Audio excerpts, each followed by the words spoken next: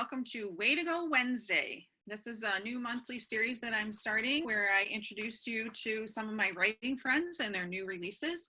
And today I'm going to be meeting with Keely Hutton, who is the author of the new release, Secret Soldiers. So welcome, Keely. Yay! Thank you. Hello. Glad to be here. Way to go. Thank you. It's awesome. So we're here to talk about you as your... How did you get the idea for the book?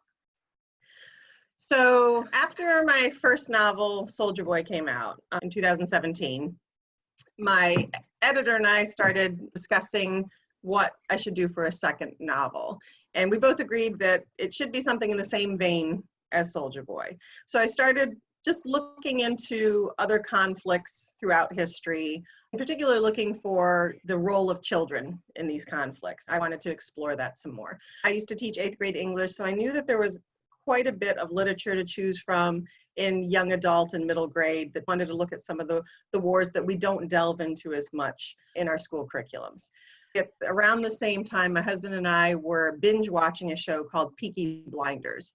What I found is that while watching the show, the main character and his two brothers were soldiers during World War I. And every time they were having these PTSD flashbacks on the show, they were underground. And I was really curious, and I kept asking my husband, I don't get it. Why are they in tunnels? Why are they underground? Why are they fighting underground? And finally he's like, Google it. I don't know. And so I did.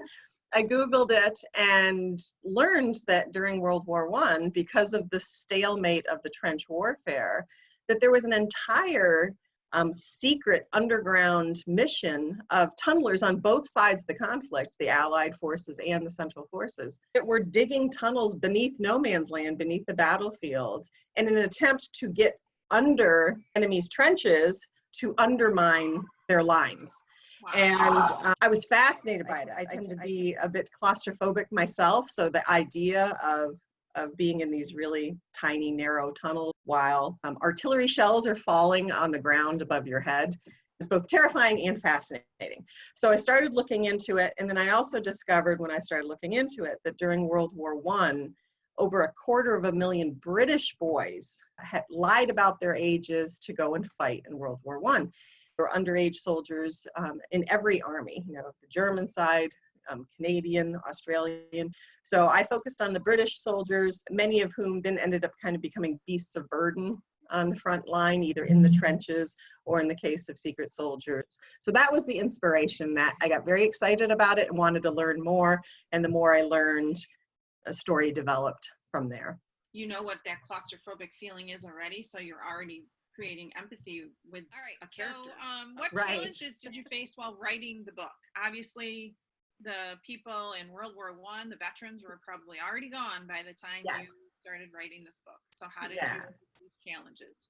So research-wise, it was a really big shift for me, because when I was working on Soldier Boy, the main character in Soldier Boy was a firsthand contact for me. Ricky and I worked for 5.5 years.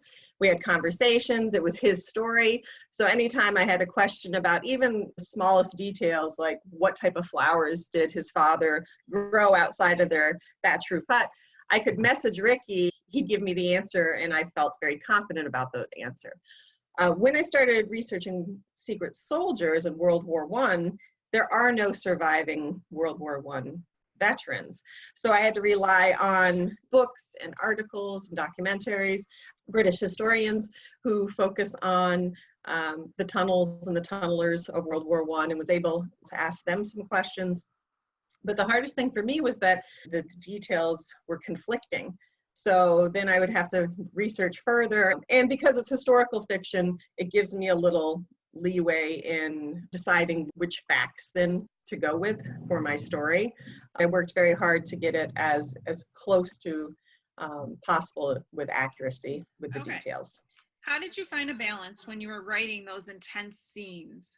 Both in Soldier Boy and the scenes in Secret Soldiers have very intense, emotionally heavy scenes. We're talking about children in war. It can be very emotionally taxing to write those as a writer. In order for my readers to emotionally connect to a story, I have to first emotionally connect to that. So working and writing these scenes about these young people being put in these horrible situations can drain you emotionally. And if I'm going to work for hours and hours writing about children fighting and potentially dying, try to find some balance so that I'm not feeling depressed all of the time. I love Disney, so I surround myself with things that make me happy, like images from Disney, with people that make me happy, like my family and friends. I work out 6 to 7 days a week because I find that alleviates stress as well. And I usually have chocolate on hand because I also find chocolate makes me happy. So to help lift my spirits after a hard day of writing. Oh my gosh, those are all great tips. And if you eat that much chocolate, you definitely have to go for a long. I definitely. Thus the workouts. That's another balance thing. If you can eat the chocolate, get up and move a bit too. I know how many revisions it took me when I wrote my book, so I'm just curious, how many revisions did it take you to write Secret Soldier? 6 full revisions, and then the copy editing. And but I actually love revising. That's the part of the writing process I'm happiest in. Right now I'm working on writing a new draft for manuscript, and that's the part that stresses me out. Once I get to the revision process and have something to play with, I'm excited.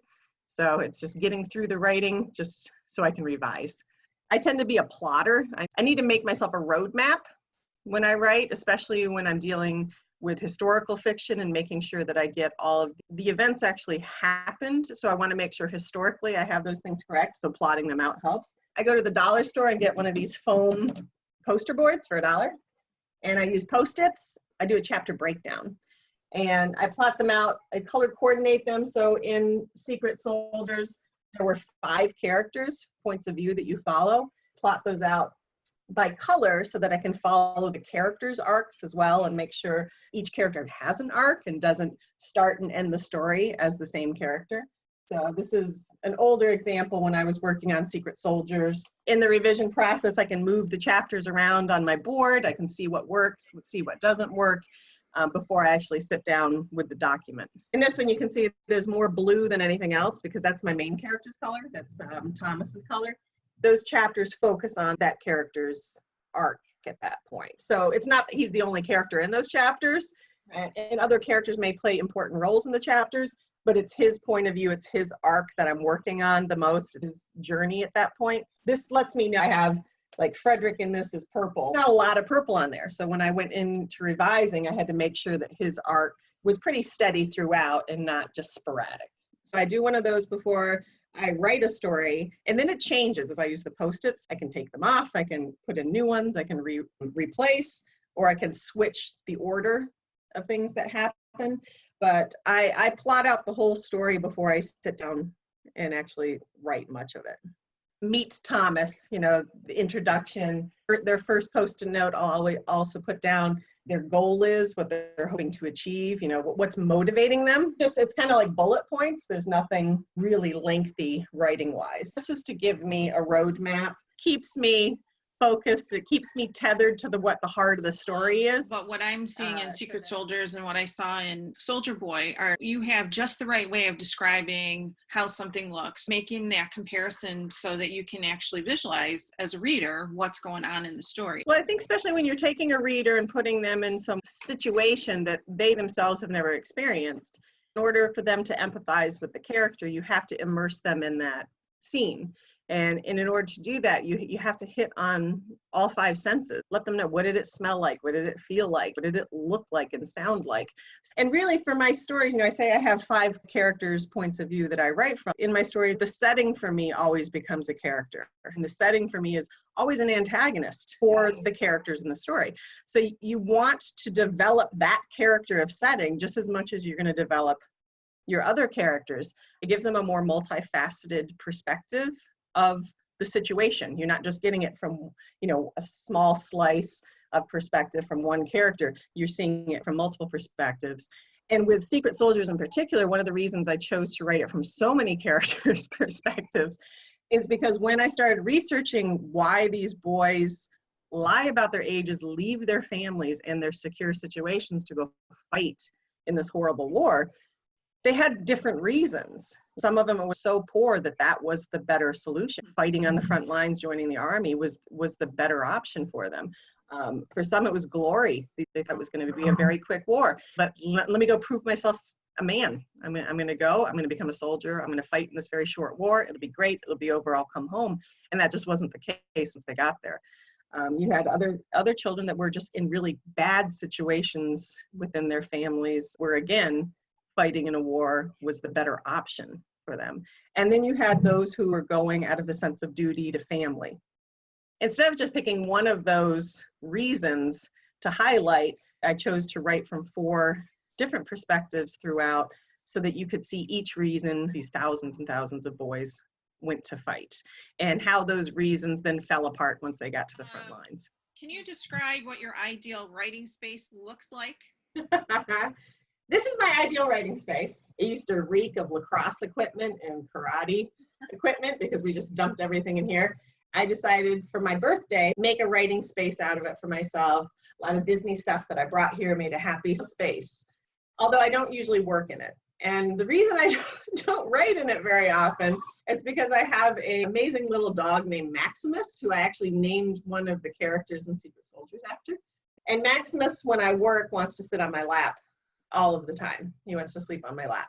And even though he's only about 15 pounds, you put him on your lap when you're sitting in a chair, my legs start to fall asleep. Accommodate Max in his naps, I usually kind of sprawled out on a couch. When I was teaching, most of the time my writing was done kind of on the fly. I would bring my laptop with me to my son's lacrosse practice, and I would sit in the car while he practiced instead of going home and write, for the 2 hours he had practice. So I bring my laptop with me to wherever I'll work there. So we can kind of take our writing wherever we need to. So it sounds like it takes a lot to become a published author. How long did it take you to become a published author? It took me 18 years to become a published author. It was like raising a child. Finally, when the book was published, sending them off to college. Started writing before my first child was born. I probably started writing in 1999, and then my first book was published in 2017. I probably didn't really seriously start pursuing writing until about 2012 when I met Ricky and started working on this. But there were other manuscripts I had been writing and working on. 18 years from when I kind of caught the bug and wanted to become a published author to it actually happening. I used to have this on my classroom wall, so if any of my former students see this, they'll be like, I remember that. When I write,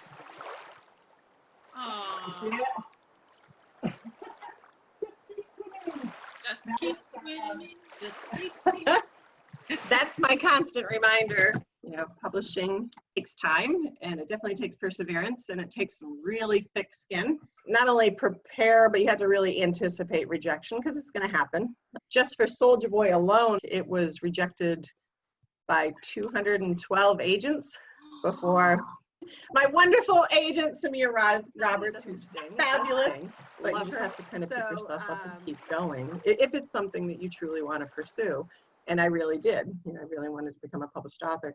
And even once you're published, you have to have thick skin because reviews come in and not everybody's going to love your book, and that's okay. Reading is subjective. It doesn't mean it doesn't sting when somebody tells you that they don't, but you just have to keep going. But you can celebrate great parts of being an author and working so hard. Wall Street Journal, yes. That was a shock and surprise, and really happy to see that the Wall Street Journal had reviewed Secret Soldiers and had some positive things to say about it. Yeah, those are the things that, when you get review or some feedback from a reader. Again, it's that whole balance thing. You have to balance things out so that you can keep your equilibrium and keep going. Going to be quite an inspiration for a lot of authors, I think. Well, thank you. I hope so. The hardest part about trying to become a published author is there's so many things you don't have control of. You don't have control of what editors are going to fall in love with your story. You don't have control of how much time it's going to take, to hear back from agents or editors, what readers are ultimately going to feel about your story. So you have to focus on the things you do have control over. You have control over how much time you spend working. You have control over whether you choose to listen to or not listen to critique when you get it. I'm a big proponent of anytime you have a critique partner, an editor, an agent who gives you feedback, that you listen to the feedback and you at least try it. As long as you try the suggestions, you may not ultimately go with those suggestions, but you're always going to find something that you can use to become a better writer. A lot of times in writing, you have to close your mouth and open your ears and not get defensive. Listen to what people say.